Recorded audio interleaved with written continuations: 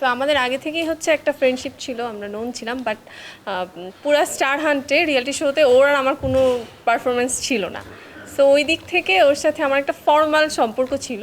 তো সেখান থেকে 1 বছর যাবৎ কাজ করছি। সেই জায়গা থেকে রসায়ন কতটুকু সুন্দর সেটা অবশ্যই দর্শকেই জানে, কারণ আমাদের আসলে এরকম এক্সপেকটেশন ছিল না যে খুশবু আর রিশাদের জুটিটা মানুষ এত বেশি পছন্দ করবে। সো আপনারা যদি টিভি দর্শকের কথা বলেন বা হচ্ছে ইউটিউবের কথা বলেন, ইউটিউবের কমেন্ট সেকশন দেখেন বা এমনিতে কমেন্ট সেকশন দেখলেই বোঝা যায় যে মানুষ এই রসায়নটাকে কতটুকু পছন্দ করছে।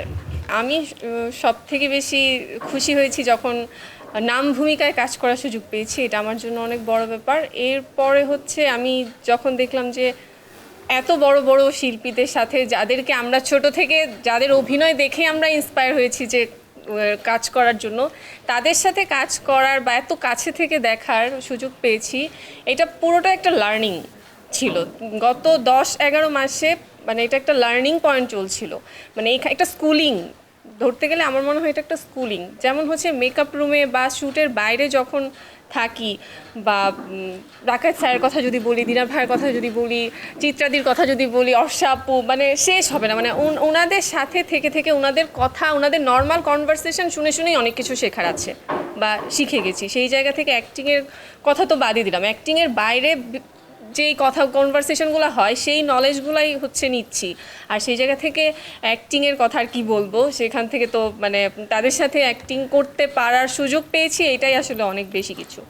অ্যান্ড এখানে আমি যদি আমার পার্সোনাল এক্সপিরিয়েন্সের কথা বলি, তাহলে আমি তো থিয়েটার ব্যাকগ্রাউন্ড থেকে আসিনি এবং আমার প্রিভিয়াস যে অ্যাক্টিংয়ের খুব একটা এক্সপিরিয়েন্স আছে বিষয়টা এমন না।